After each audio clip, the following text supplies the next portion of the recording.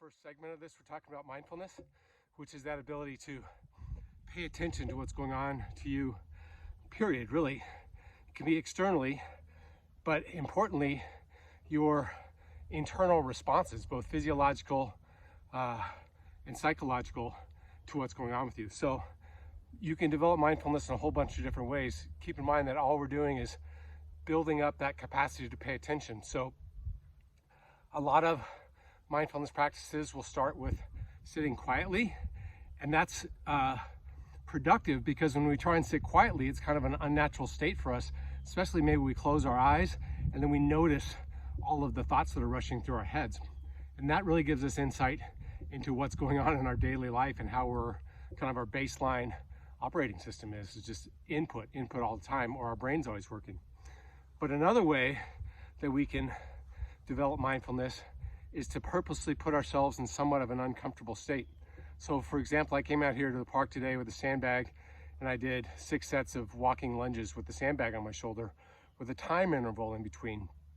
And with that compressed time interval, you're getting ready to do another work effort that might be painful, and you can really hear a lot of voices in your head talking about that pain. Is it going to be bad? Am I ready for it? You know, my timer interval seems really short.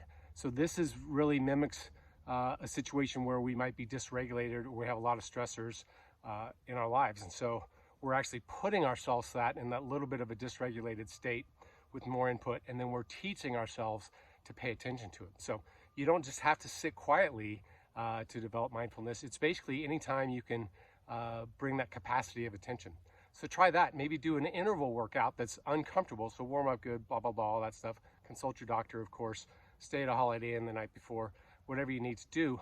But come up with an interval workout where those intervals are challenging and somewhat of a challenging rest period, and then really pay attention to that internal dialogue that you're having at the beginning of your rest period, and you get closer to when you have to work again. And then finally, while you're doing your work, you can also pay attention to your thought.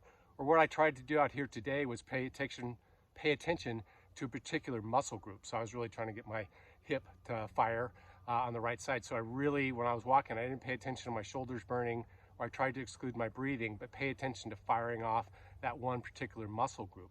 Again, it's just developing that capacity to pay attention without judgment to what we want to pay attention to when we want to pay attention to it. So try that. Stress yourself out a little bit, capture your thoughts. Be well.